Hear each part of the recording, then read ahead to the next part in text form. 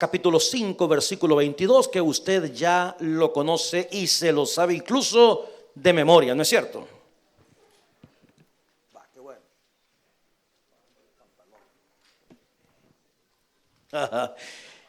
Mas el fruto del Espíritu es ¿qué? Amor, gozo, paz, paciencia, benignidad.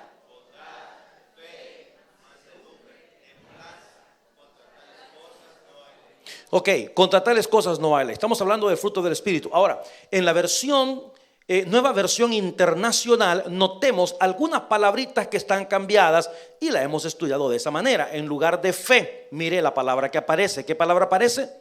Fidelidad. Estamos hablando del original. Insisto un poquitito en eso. La nueva versión internacional tiene algunas palabras que son más apegadas al idioma original, al griego. Ok, la palabra en griego es pistis. Ok, pistis, pisteo, y la otra es pisteos o pisteo. Es la palabra que significa fe, que significa fidelidad. Dice, en cambio, el fruto del Espíritu es amor, gozo, aquí le pusieron alegría, paz, paciencia, benignidad, amabilidad, bondad, fe. Dice el texto, fidelidad. Bueno, que Dios bendiga la lectura de esta palabra. Vamos a estudiar la Biblia, iglesia. Y me gustaría que en estos próximos 2 estudios prestemos toda la atención debida porque quiero desafiar su fe en estos 2 estudios. Quiero mover un poquito el tapete de la fe y profundizar un poquitín en este tema que es tan vital, que es tan importante. Repito, la palabra es pistis, ok. Esa es la transliteración, pistis. Una definición corta de pistis, de fe, de fidelidad, es eso, es fe, es creencia, es confianza.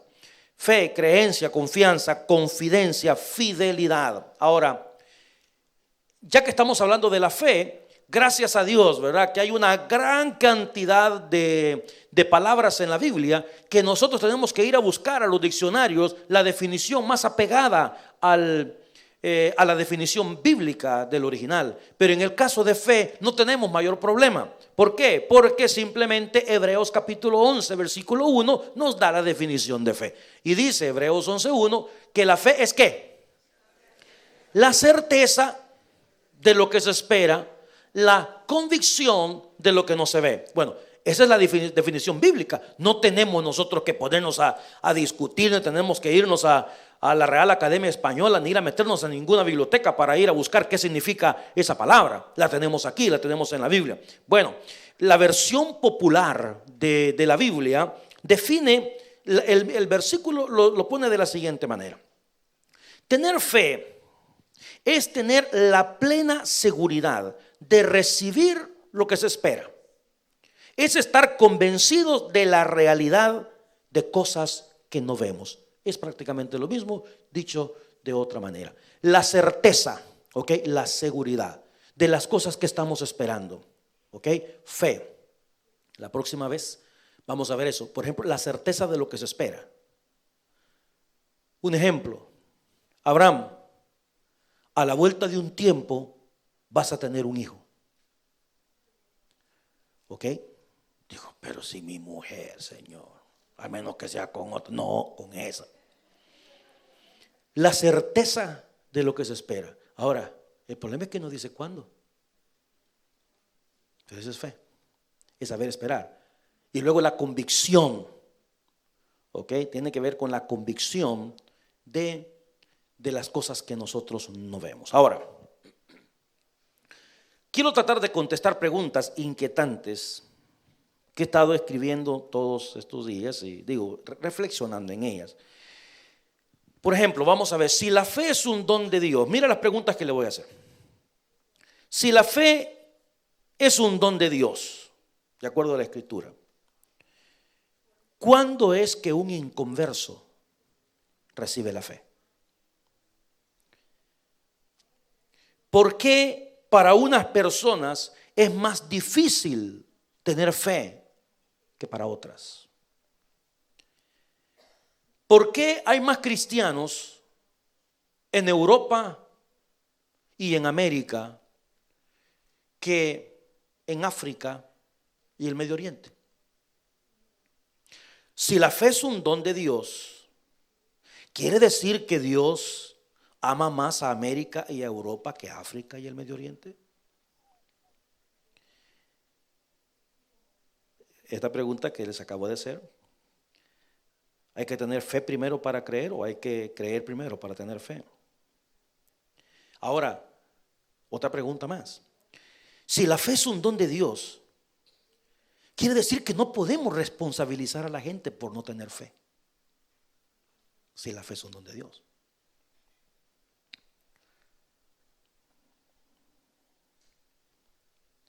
Bueno, ¿qué dice la Biblia? Vamos a ver. Efesios capítulo 2, versículos 8 al 9. Vamos a desglosar esta situación. Le aseguro que al terminar va a salir confundido.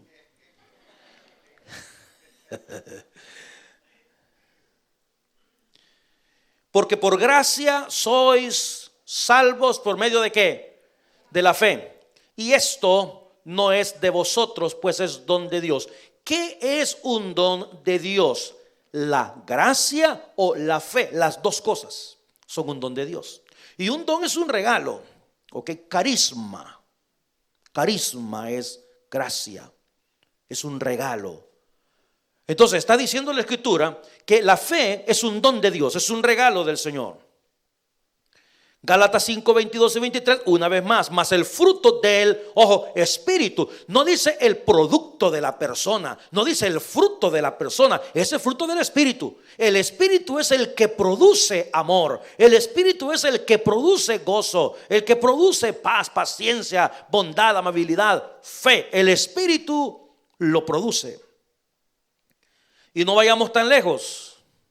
Hebreos capítulo 12, versículo 2 dice: puestos los ojos en Jesús. Y luego, ¿qué dice? El autor y consumador ¿de qué? Entonces la fe es un don divino. La fe es un don de Dios.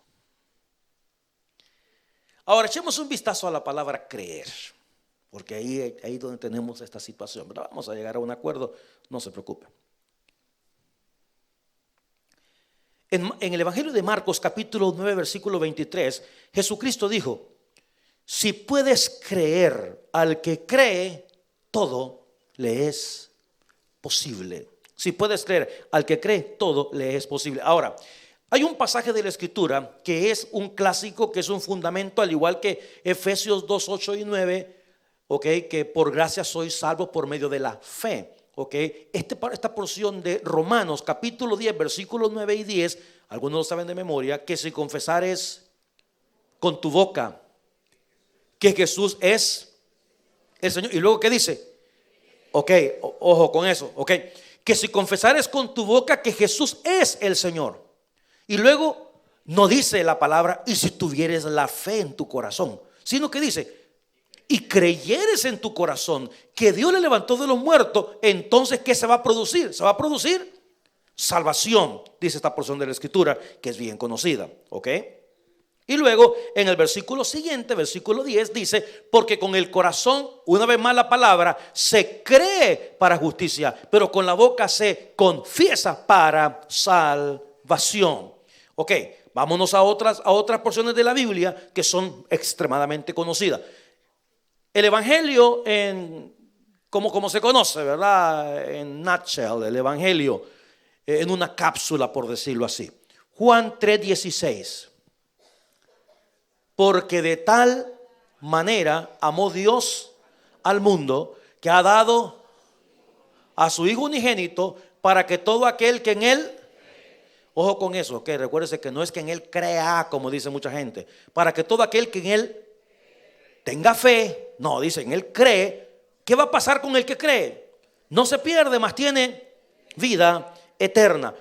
Luego, en el versículo 18 del mismo capítulo dice, una vez más: el que en Él cree no es condenado, pero el que no cree ya ha sido condenado porque no ha creído en el nombre del unigénito Hijo de Dios. Ok, ahí tenemos ya puesta el fundamento de las dos situaciones, lo que significa la fe, lo que significa creer. ¿Qué es un don de Dios entonces? ¿Qué viene primero? Primero viene creer, después viene la fe. Primero viene la fe, después viene creer. ¿Cómo funciona esta situación?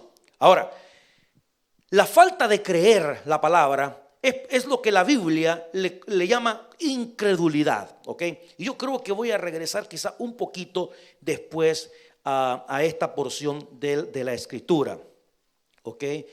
Ahora fíjate, porque estas preguntas están en la mente. Lo que pasa es que como casi nunca nosotros dedicamos un tiempecito para pensar en todas ellas, como estaba haciendo en estos momentos, en estos días yo. Entonces, por ejemplo, dígame, usted tiene un familiar, usted tiene un pariente, tiene un hijo, una hija, tiene un marido, lo que sea, que no es creyente.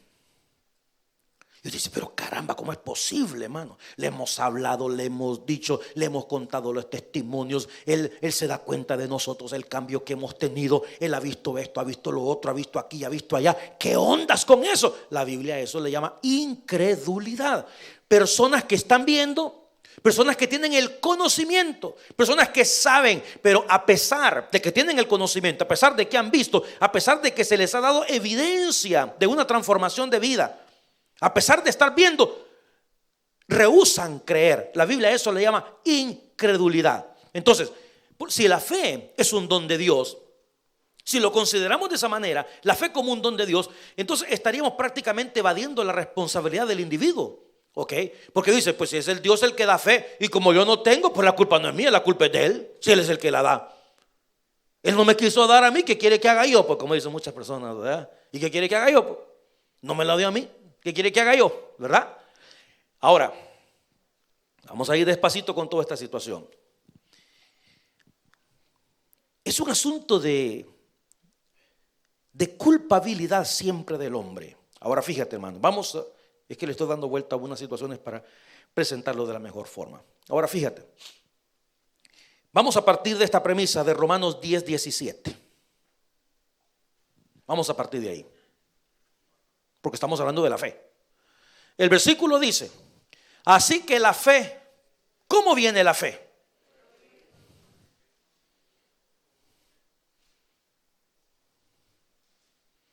La fe viene por el oír, ¿y qué? ¿A Vicente Fernández? ¿A Luis Miguel? No, la fe viene por el oír, ¿el qué? La fe viene por el oír de la palabra de Dios. Así viene la fe. Ahora, yo le echo un vistazo a toda la situación y a lo que, al punto que voy a llegar, al que vamos a llegar, al que vamos a concluir es lo siguiente, hermano. La gente, para tener fe, tiene que oír la palabra de Dios. ¿Ok? Y tiene sentido eso. Porque nuestro Señor Jesucristo, antes de partir al cielo, ¿cuál fue el último mandato que Jesucristo nos dio antes de ir al cielo? ¿Dijo acaso, ya me voy, señores, por favor, ámense los unos a los otros, bye, chao? No. ¿Cuál fue el último mandato? Ok, vayan, prediquen, hagan discípulos y recibiréis poder cuando haya venido sobre vosotros el Espíritu Santo, y me seréis testigos en Jerusalén, en Samaria, toda Judea, lo último de la tierra. Entonces, tiene sentido.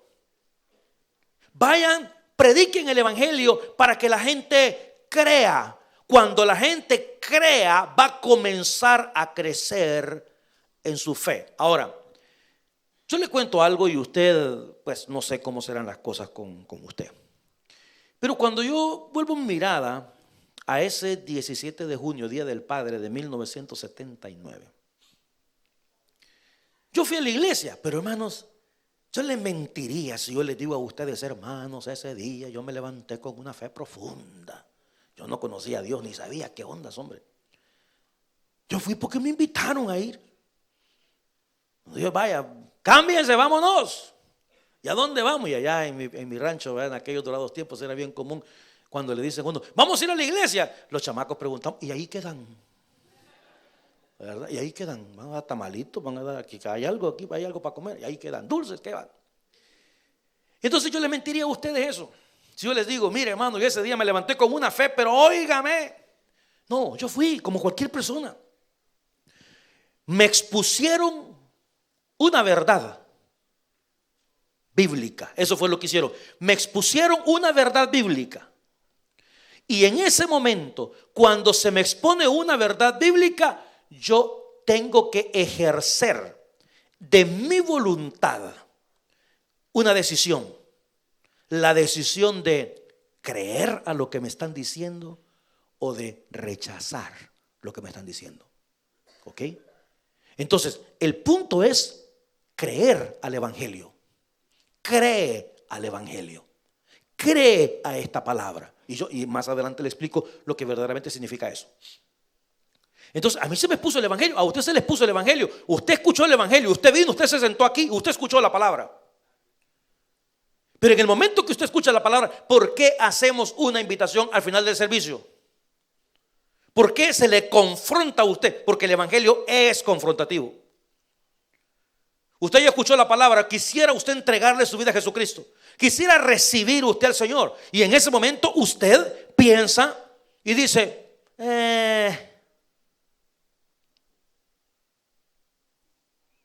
la fe viene por el oír de la palabra del Señor. Ahora fíjate bien, en Romanos 10:14, mire lo que dice. Y este sí puede ser el único pecado de la iglesia. ¿Ok? Esta puede ser la única justificación, por decir algo. Que honesta y sinceramente le digo, para mí no existe tal justificación. ¿Cómo pues van a invocar a aquel en el cual no han creído? En primer lugar. Y luego, ¿cómo van a creer en aquel de quien no han oído? ¿Y cómo van a oír sin haber quien les predique? El versículo nos está diciendo que para que la gente crea, tiene que haber una persona que les predique. ¿Ok? Tiene que haber una persona que vaya y les hable. Y esa es la misión nuestra, de que la gente oiga. Tienen que saber, dice la alabanza, ¿verdad? Tienen que saber. Que la gente escuche, que la gente oiga la palabra del Señor. Es nuestra responsabilidad. Ahora, cuando la gente ya escuchó, pastor, ¿qué pasa cuando la gente ya escuchó?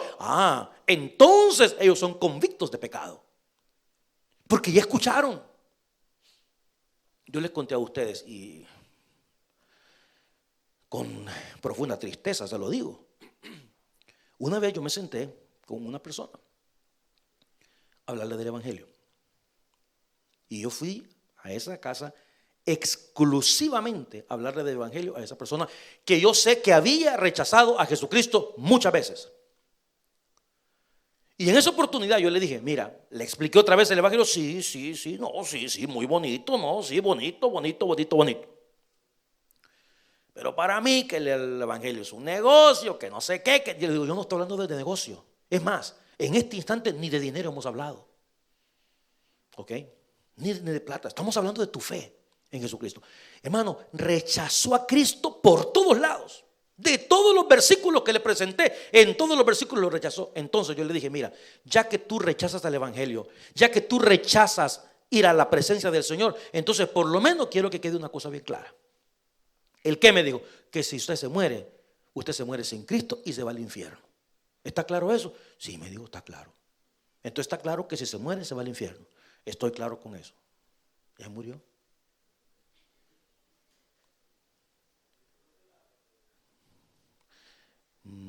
El día que se murió y me contaron que se había muerto, yo me sentí triste, porque se me vino a la mente esa conversación que tuvimos. Y a mí no me quita nadie de mi mente y de mi corazón que esa persona está condenada en el infierno en este instante. ¿Pero de quién es la culpa? De Dios, porque no le dio el don de la fe. No, Señor. Toda la familia es creyente. Toda la gente el día domingo agarra camino para el culto. Todo el mundo tiene su Biblia. Todo el mundo lee la palabra del Señor. Muchos miembros de la familia sirven a Dios en las congregaciones. El día sábado se levantan temprano para ir a diferentes comunidades en el país para llevar el mensaje de salvación. Él tenía una foto en una de sus habitaciones. Tenía una foto de un familiar arrodillado con un niño predicando el evangelio. Ahora, echemos un vistazo a Juan 3, 19 y 20, por favor. Y ahí está clara la situación. Fíjate, Dios no tiene la culpa que la gente no ejerza su fe o la gente decida no creer. La palabra dice, y esta es la condenación, que la luz vino al mundo. ¿Quién es la luz? Cristo. Y los hombres amaron mucho más las tinieblas que la luz. ¿Por qué? Dice la Biblia, porque sus obras eran malas, categóricamente.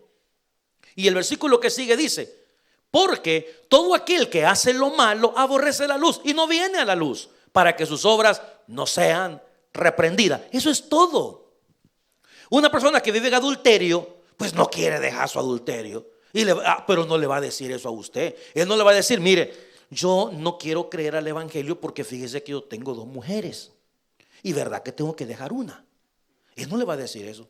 No, que el evangelio es una religión, que es un negocio, que yo conozco a los pastores, que yo sé que aquí, pero la verdad no se la va a decir nunca esta persona. ¿Ok? Una persona que es tacañísima, que no está dispuesto a darle ni 10 centavos a ninguna iglesia ni cosa por el estilo.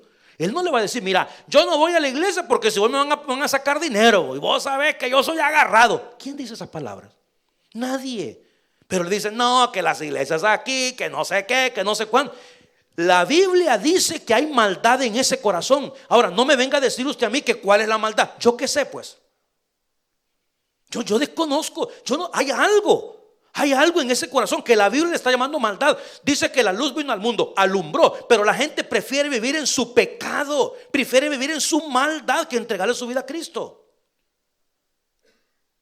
Ahora, llámele también usted a esto la zona de confort, ¿verdad? Que sería la zona de comodidad, por ejemplo, que eso va a condenar a mucha gente. Dígame una cosa. ¿No se le antojó después de su trabajo? Dígame un día que está cayendo un pencazo de agua, un poco de agua, pues vaya.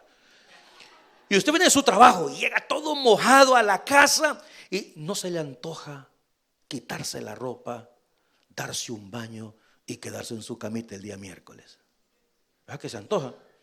A mí también, y soy el pastor, le cuento. ¿Pero qué hicimos nosotros? No, nos dimos un baño, nos cambiamos y nos venimos para la casa del Señor. ¿Me entiendes? Porque esta es nuestra vida, pues. Esto es lo que nosotros hacemos. Sabemos que venir a la casa del Señor no solamente estamos adorando a Dios, sino estamos recibiendo una porción de fe y que vamos a la casa con gozo, contentos, alegres de haber servido a Dios y de haber escuchado su palabra. Entonces, esa persona, usted trate de sacarlo de su zona de confort, trate de sacarlo de su comodidad. No, ¿sabe qué es lo que hacen ellos? Ellos mandan a comprar un televisor más grande y el domingo se quieren quedar panza arriba con el control remoto en la mano. Eso es lo que quieren ellos. No lo saque de ahí, por favor. Eso es pecado. Sacarlos de su zona de confort. ¿Ok? Y la Biblia dice que hay que amar a Dios por encima de todas las cosas. Y la Biblia habla de un sacrificio. Y la Biblia habla de tomar la cruz todos los días. Y la Biblia habla que Dios tiene que ser primero. Tu televisor que sea segundo, sea tercero, pero Dios primero. Ellos no. Para ellos ese confort es primero. ¿Ok? Se toman media docena de cervezas el día sábado, amanecen medio crudos el siguiente día, pidiendo su caldito de camarón, pidiendo esas cosas, ¿verdad? Y no me saques de ahí, por favor. Se levantan, le dan su sopón, ¿verdad? Su sopa de levantamuerto, se vuelven a acostar y ya está listo para trabajar el siguiente día. Y ahí la van pasando. Y las mujeres que dicen, no, si mi marido no es malo. No, si un hombre era responsable, que es ese hombre, oye. Pero la Biblia le está diciendo que no es así. Que dice que sus obras son malas. Mi hermano, eso dice la Escritura. Y habla de condenación. Esa es la condenación. Y el versículo 20 veíamos que dice, porque todo aquel que hace lo malo aborrece la luz y no viene la luz para que sus obras sean reprendidas. Ahora, notemos esto. Estoy diciendo estas cosas para que entendamos que la culpabilidad sigue siendo del hombre, no es de Dios. No se trata de que Dios no le dio fe a esa persona. La persona fue expuesta con la palabra, como lo hemos hecho con un montón de gente, mis amados hermanos. Pero hay personas que, por eso digo, bendito nuestro Señor, que nosotros los que estamos aquí en esta noche respondimos al mensaje. Ay, hermano, todavía me sorprende cómo veo a algunas personas por aquí, por allá, y digo, y siendo tan como es, pero respondió al mensaje. Mire, eso es un milagro del cielo, hermano. Qué lindo eso, gracias, Señor. Que no fuimos rebeldes a la visión celestial que nos hablaron y dijimos, sí, yo quiero, y fuimos sensibles al mensaje y lo aceptamos y comenzamos a crecer. Entonces, volviendo a la ilustración del día que le entregué mi vida a Cristo, yo tengo presente, pero tan presente como fue ayer, el momento que pasé al frente con toda mi familia, donde me senté y la persona que me aconsejó, se llama Fofo, Rodolfo. Yo me acuerdo muy bien, ¿tú te acuerdas también? Yo me acuerdo que pasé y me habló del evangelio. Y entonces, ¿qué fue lo que hice? Yo de ahí me fui ya con toda la fe del mundo, caminando sobre las nubes. No, Señor, me fui con el conocimiento de la palabra. Me fui con que me gustó lo que me enseñaron, que estuvo bonito el ambiente, que me encantó. Y me invitaron a regresar. Y regresé, y volví, y regresé, y regresé. ¿Y la fe viene por el qué? Entonces, que sí, que mientras más oigo tengo. La gente que ha dejado de asistir a la iglesia son tan bobos, con todo el amor se los digo, que se los he dicho 1.000.000.000 de veces en este púlpito. Usted deja de venir a la iglesia, a usted le baja la fe, le baja la fe y le baja la fe hasta que llega un momento que ya la perdió la fe. No estoy hablando de salvación, porque a lo mejor nunca la tuvo, pero le baja la fe. Entonces llega un momentito que dice, ay, así como hacen todas las, ay, ¿para qué? ¿Para qué vamos a ir a la iglesia? Si yo desde aquí puedo ver el culto. Ay, váyanse ustedes, yo me quedo aquí. Eso huele, hermano, a quemado. Eso huele a chicharrón quemado. Eso huele a infierno. Eso huele a perder lo más valioso que una persona puede tener en la vida, que es Dios y una fe viva, como dijo Julio hace un momento acá. ¿Me entiende? Yo prefiero venirme bajo la lluvia y bajo lo que sea y tener solo un café en la barriga, pero estar en la casa del Señor y honrar el nombre de mi Señor, que quedarme comiéndome 2 libras de carne en mi casa con toda la tranquilidad. No, es que Dios nos manda estas cosas. El hombre sigue siendo culpable de esas cosas. Ahora, Romanos 1:18. Romanos 1:18. Porque la ira de Dios se revela desde el cielo. Porque mucha gente dice, pero ¿cómo es posible que Dios, siendo un Dios de amor, va a llevar al infierno a la gente? Ya dije un montón de veces que Dios no manda al infierno a nadie. La gente se va al infierno solita por ejercer su incredulidad. Ya le hablaron, ya le dijeron, ya vio, ya escuchó, ya le dieron evidencia de que Dios es un Dios que existe, que Dios es un Dios bueno, que Dios transforma la vida de las personas, ha visto los milagros, se ha orado por ellos. Y a pesar de todo eso, esa nube de testigos, ellos insisten en su postura de no creer. Y como no creen, ¿cómo pueden tener fe si no creen? Ahora, yo les explico un poquitito más adelante, en unos minutitos, lo que verdaderamente creer significa. Ahora, la ira de Dios se revela desde el cielo contra toda impiedad e injusticia de los hombres que detienen con injusticia la verdad. Luego dice, porque lo que de Dios se conoce les es manifiesto, pues Dios se los manifestó. Por supuesto que sí. Hermanos, el día de ayer, la NASA por la primera vez emitió unas fotografías tomadas, no sé con qué resolución, del sol.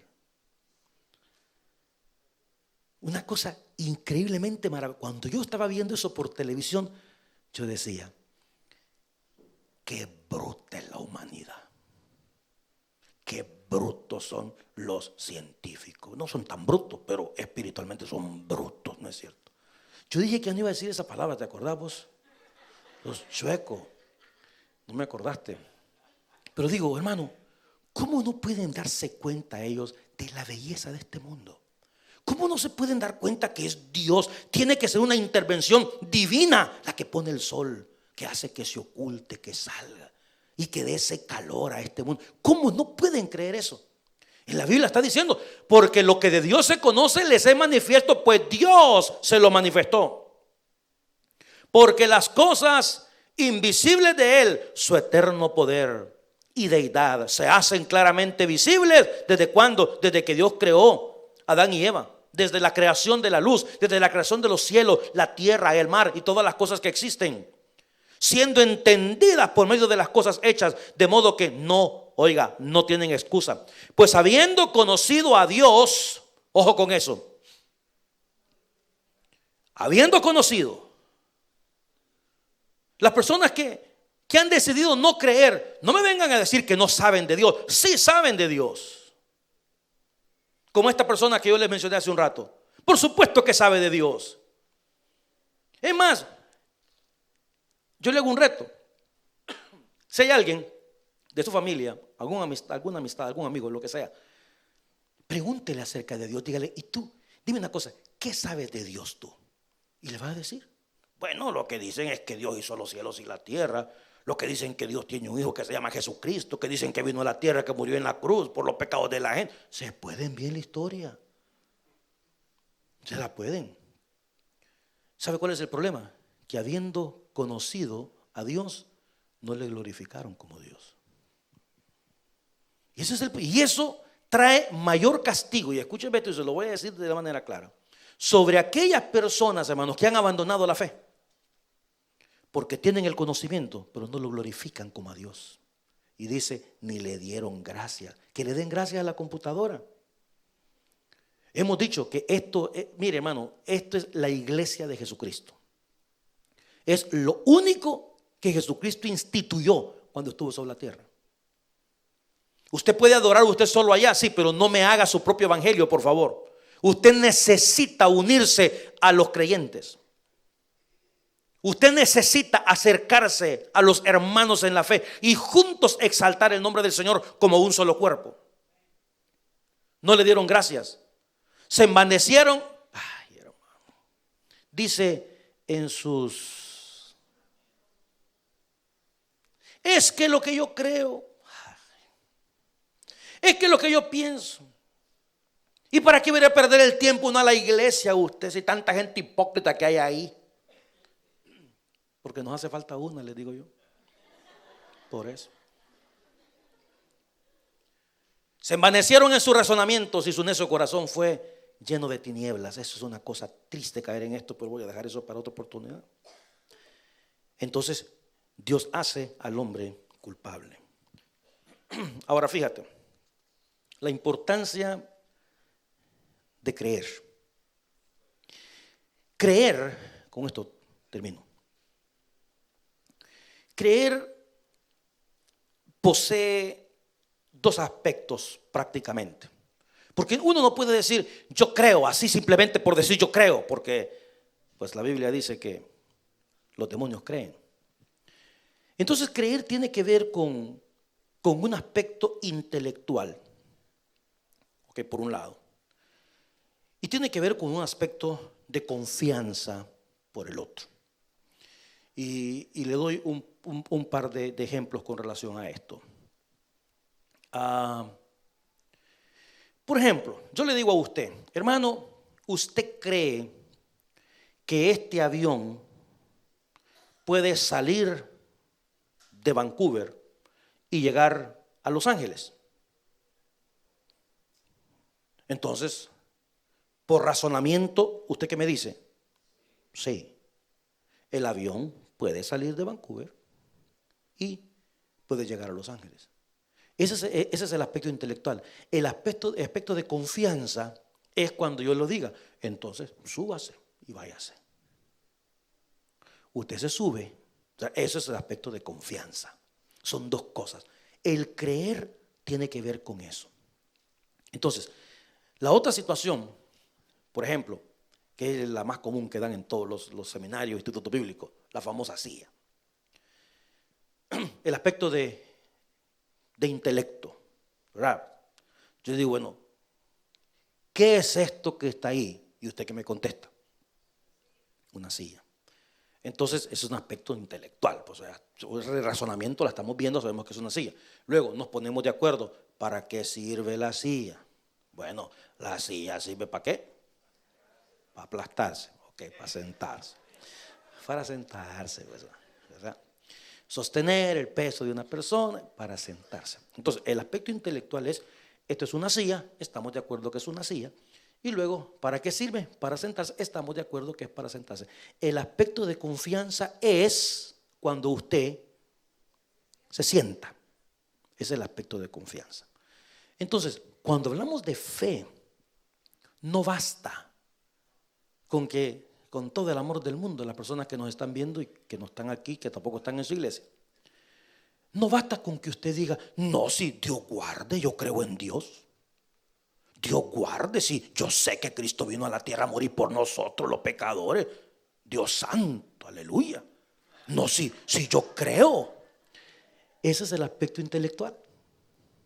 Ahora aplástese, perdóneme, siéntese.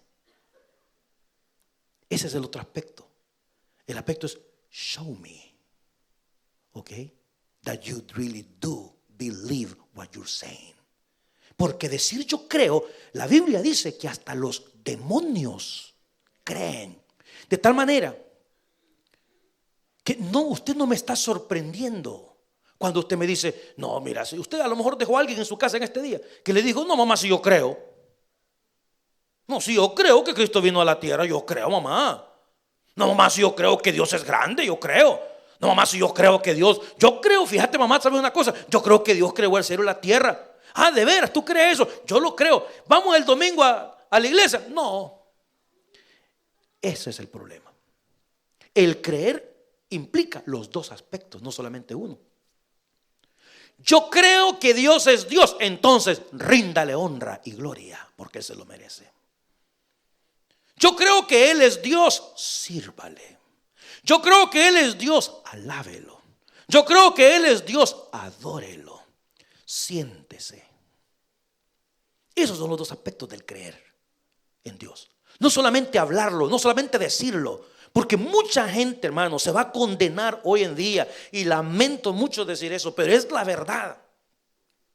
No leen su Biblia. Si tan solo leyeran la palabra en su casa y se dieran cuenta de lo que Dios dice en su palabra. Este es el culto del sacrificio vivo, de venir a la casa del Señor, de adorar a Dios como un solo cuerpo. Una persona, y mire, hermano, y si escuchan, qué bueno que escuchen.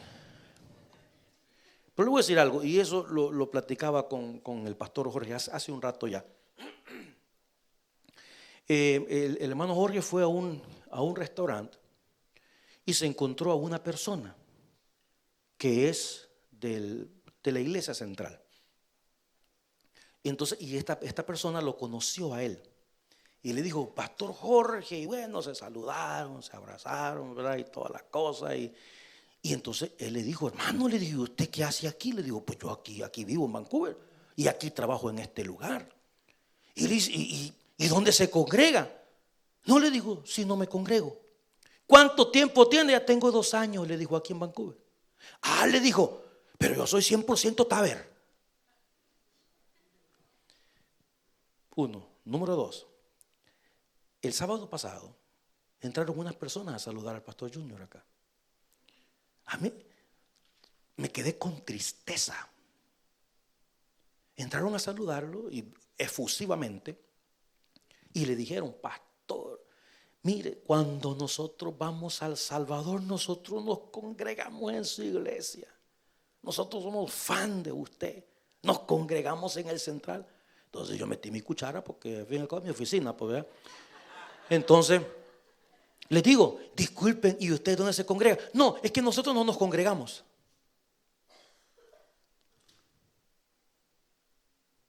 ¿Usted cree que porque cada 2 años que usted asiste a su país, va a su país y asiste a una iglesia, because you're a fan of somebody, whoever, ¿usted cree que ya por eso las puertas del cielo están abiertas para usted?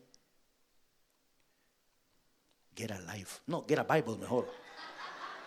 You need Jesus. That's what you need. Hay mucha gente engañada hoy en día. Engañado. Y no nos vayamos tan lejos, quedémonos aquí. Usted puede pasar el resto de su vida sentada en esa silla, pero si usted no nace de nuevo, no puede ver el reino de los cielos. Es que, hermanos, no es el evangelio como a mí me gusta. No es el evangelio como yo lo concibo. No es el evangelio como me entretiene. No es el evangelio que no me mueve de mi lugar donde yo quiero estar. No, Señor. Es como Dios lo presenta en su palabra. Y Jesucristo dijo que le siguieran. El que quiera ser mi discípulo, tome su cruz cada día and follow me. Sígame. No, Señor, fíjate que yo no puedo porque primero tengo que ir a hacer tal cosa. Pues entonces deja que los muertos entierren a sus muertos. No, Señor, fíjate que yo no puedo porque tengo que hacer tal otra. Pues entonces vete porque no sirve para el reino de Dios. Jesucristo fue duro con la palabra. Somos nosotros los que la suavizamos, la palabra del Señor, para las multitudes. El evangelio no es de multitudes, amado mío. El evangelio es de gente que permanece firme y fiel desde que le entrega su vida a Cristo hasta el día que Él nos llama a su presencia. Ese es el evangelio. Ese es el evangelio. Por eso es que en este año de 27 años, yo le voy a decir una cosa, no ha sido fácil en Vancouver, Canadá. Por supuesto que no. Fácil no ha sido estos 27 años. Yo les he dicho a ustedes que yo he pasado años aquí que yo pensé que estaba arando en el mar. No una, 100 veces se me pasó por la mente y por el corazón irme a otro lado, a un lugar de habla hispana. Se me ocurrieron muchos países. Me invitaron de varios países para ir a ministrar y pastorear en otros lugares. Pero por alguna razón Dios me mantuvo aquí en este lugar hasta que aprendí a entender que lo que Dios demanda del cristiano es fidelidad. Es fidelidad. Por eso yo dije, estamos celebrando 27 años de la fidelidad de Dios y la fidelidad del pueblo también. Personas que han permanecido firmes y fieles bajo cualquier circunstancia, como Dios nos manda en su palabra. Porque muchos ya no están. Ya no están. Me acabo de encontrar con un par. Le presento a mi nueva esposa, me dijo. Encantada en conocerla, le dije. ¿Y usted qué ondas? ¿Qué ondas de qué? Me dijo. No se haga, le dije, compadre.